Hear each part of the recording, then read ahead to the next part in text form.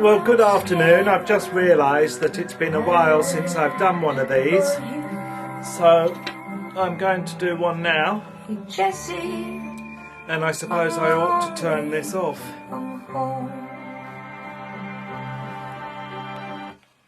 Anyhow, just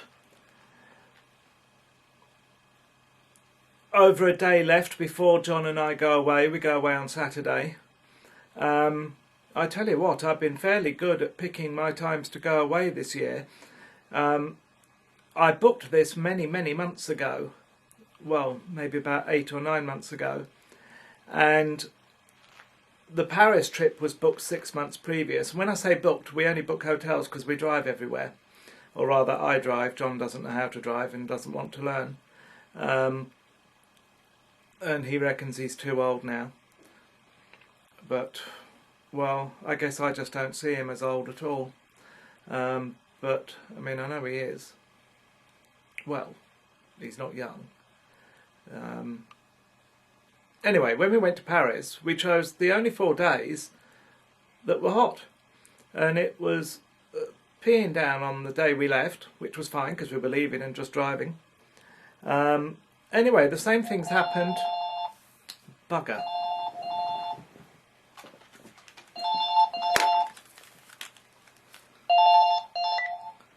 I've just been talking about you on the video.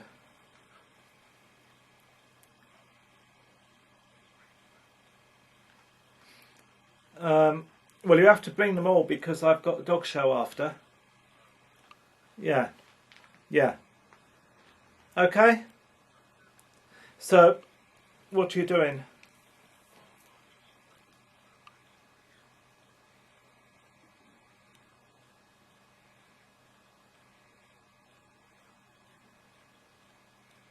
Right. What do you mean hoping? That doesn't sound very promising. Okay. Right. Okay. I'll see you later. Bye. Well, that was my old man. Anyway. Oh, and I actually remember what I was talking about. So, the same things happened with this trip to Mannheim in Germany. It may seem like an odd place to go, but it's sort of in the Neckar Valley, which is beautiful. And there's a lot in that area that we haven't seen. Like, I want to go to Frankfurt, and I haven't, that's only 40 miles away from where our hotel is. 45 miles away, haven't ever been there. We have our friends Leah and Louie who live there. Leah's American, and I met her through the sock knitting list. And she's very nice. And there's Nana, also met through the sock knitting list, I think through Jeannie Townsend's sock knitting list. And anyway, the whole point to this is that they're having a heat wave. It's in the 80s, and it's going to remain so for the foreseeable future. So, once again, I've scored well for our trip. I can well do without the way it is today, which is cold and wet. I've got my base layers on. Can you see? Oh, bugger, I shouldn't have done that. But anyway, and I've just been sitting here enjoying myself. I had a nice comforting email from somebody, an American, who tells me that although she sees why what appears to be happening in America is very scary, she doesn't believe that the Tea Party and these fundamentalists are going to succeed. Latest polls say that they are less popular than atheists and Muslims, although I don't really see what the problem with atheists is, to be quite honest. But in such a weird country, I suppose... No, sorry, to religious people, I suppose atheism is akin to devil worship, to some of them. But anyhow, so the thing that really worries me is that Rick Perry, or whatever his bloody name is, the Texan governor twat. He's scary because he's handsome and he's got presence and he's wicked. and he could well win because of those two things. And he knows how to mesmerise an audience. And yes, it would be very scary for America to become a theocracy and run by those loonies. It's absolutely no different to Iran. And we all know what happens to people in Iran. I mean, there's no freedom.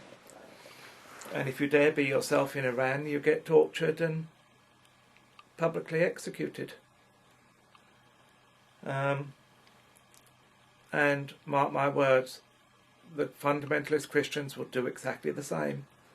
They will stone adulterers and adulteresses and homosexuals.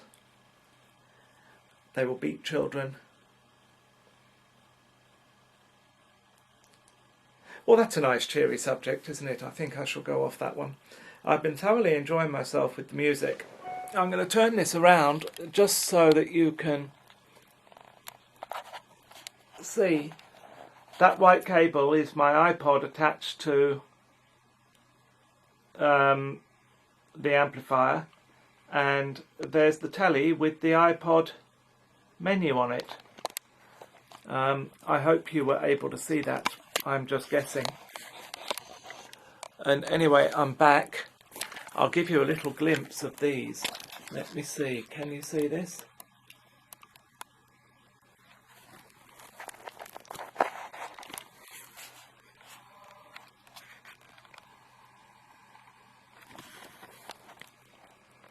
Possibly. But it's one of the waistcoats I've just had made. Now, it does rather seem like I've ordered a lot, but I haven't. This is this year's waistcoats, and the woman has had the material for quite a long time and has only just started to send them to me.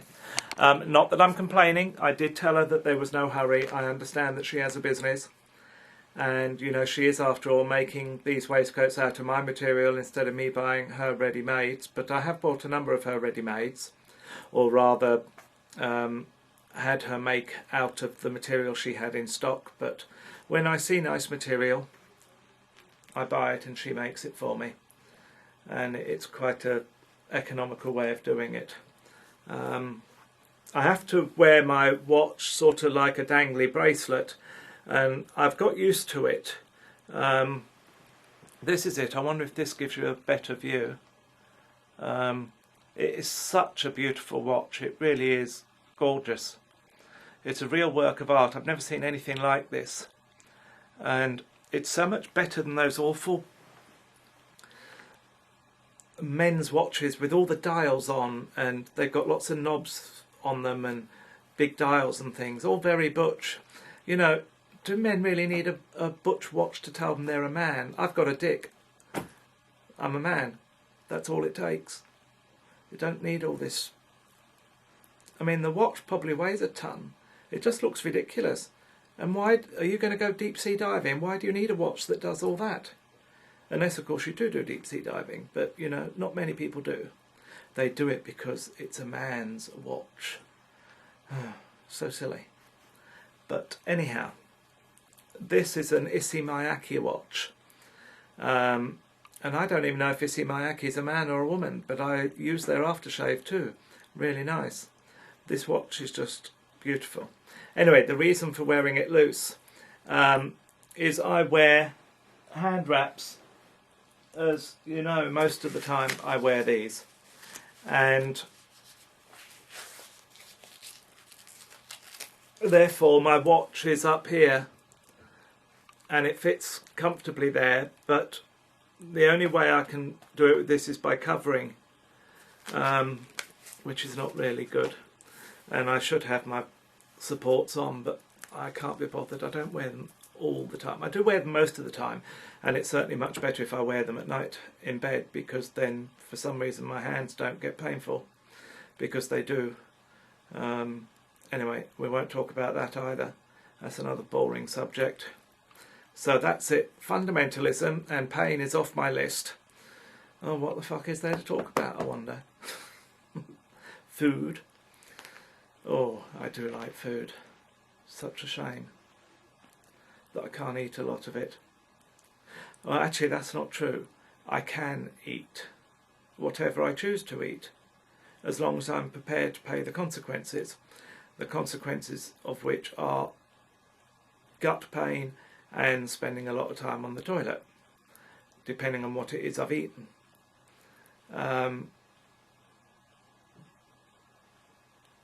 The after effects of ice cream, for instance, is not usually that, but it is weight gain. Haagen-Dazs, 500ml pots. I don't see the point of those little pots. A 500ml pot, sit and eat it in front of the telly with a teaspoon and savour every minute of it. Yes, if I'm going to have ice cream, I have ice cream. I don't have a piddly little serving. I hate Nouvelle cuisine. Absolutely hate it. I remember the very first time we went away and we ate in the hotel in Le Mans. And I had a vague idea of what I ordered because, of course, it was all in French and I had no idea really. But anyway, the starter turned up and it was a bit of meat with a bit of drizzle on it and a couple of prettily arranged vegetables on a big plate. And I thought, why such a big plate for a starter and why such a big plate for such a piddly amount of food? I mean, literally, it was gone in 2 bites. So I'm sitting there and after a while I say to John, they're taking a bloody long time with our food. He said, you've just had it. I said, no, my main meal, I mean. He said, yes, you've just had it. Bloody hell.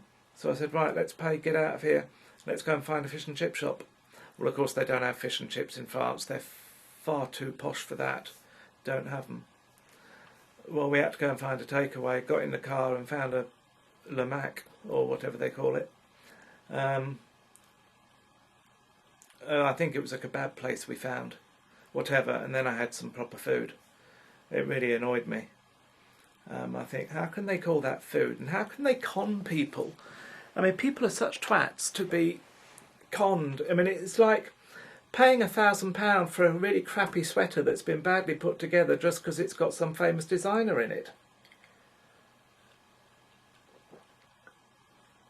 Yes, perhaps that does seem a bit contradictory since I've just gone on about my Issey Miyake watch, but actually it's not because it's Issey Miyake, it's because it's beautiful. That's the only reason. You know, well, it's just... fashion just kills me. I don't understand why people are such lemons. Or is it lemmings? Or sheep even. Lemon sheep. Good one. Yes, people are such lemon sheep. The glasses I've got on are rimless, and I've worn rimless for years now because I like them. In the 80s I wore those great big horn rim things like everybody else did. Well, the 60s horn rim glasses are back. Banana Muscuri look is back, and they're dreadful. And everybody from teens to old people are wearing these ridiculous, awful glasses with huge, thick sides. You can't see their face. I hate talking with people that I can't see. I like to look at people in the eye, and I do when I talk to them. And anyway, these glasses are awful. In my opinion, of course. And I'm sure there are plenty of people who think they look quite lovely in them. Well, let them think it.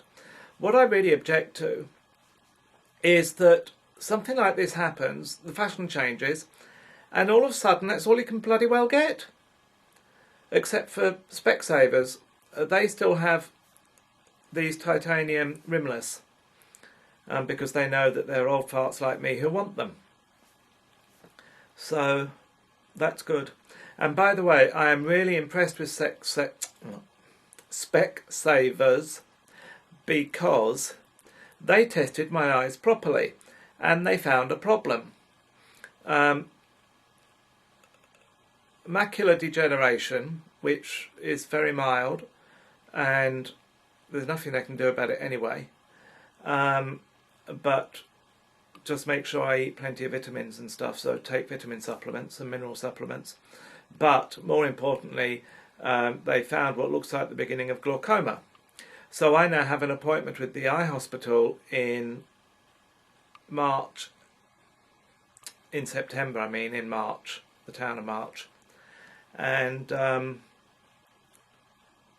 no other optician has done all this for me, but Specsavers did, as a matter of course. And whether they did it because of my age, I don't know. And the man who did it was a South African man who's really nice, and he left South Africa because he couldn't bear the politics. He's a very liberal man, and nice hairy forearms. And not that that's got anything to do with it really, but he's a nice bloke, and really cannot understand why people judge people by their sexuality or the colour of their skin. He's a white man, and a white South African, and he was always the odd one out, because even when he was young he couldn't believe the bullshit he was being taught by family too, so he left. I think it takes an awful lot of guts, and it does take an awful lot of guts, to be shunned by your family is not easy at all to deal with. But honesty and being who you are, integrity, being authentic, often requires really painful sacrifice, and in the long run is a lot less painful than playing the acting game of being who other people want you to be. That's the worst possible thing you can do with your life. You can't pretend to be something that you're not. It's called being two-faced. You can't be like that. And basically there's this saying that says, I'd rather be hated for who I am than loved for who I am not. Because quite simply, the people you think who love you, because you only show them what you think they want to see, don't love you because they don't know you.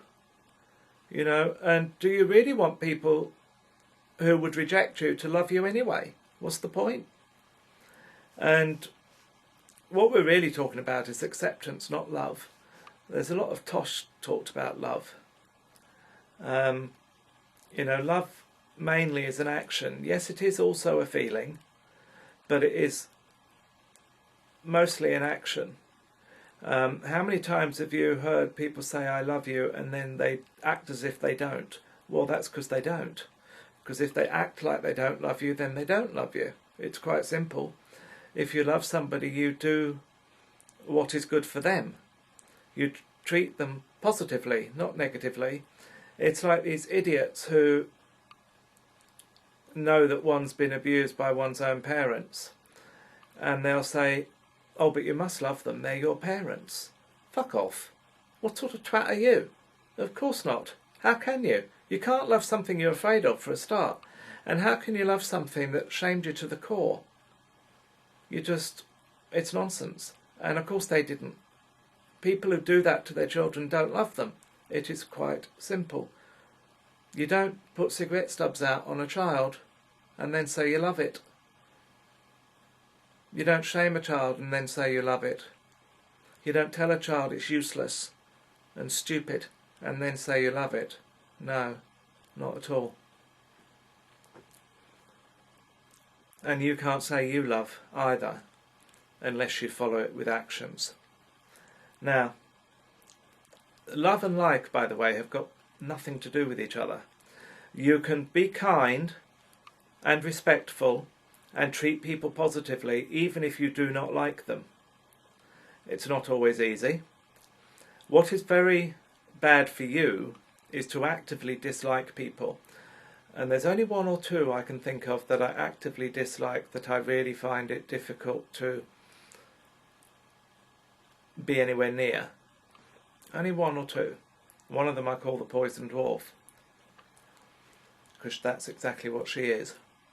But I know when push came to shove that I wouldn't walk by her if she was lying bleeding in the gutter. That's what it comes down to. But if I could leave it to somebody else, I would. Merely because the way I feel, I don't think I might be the best person to help.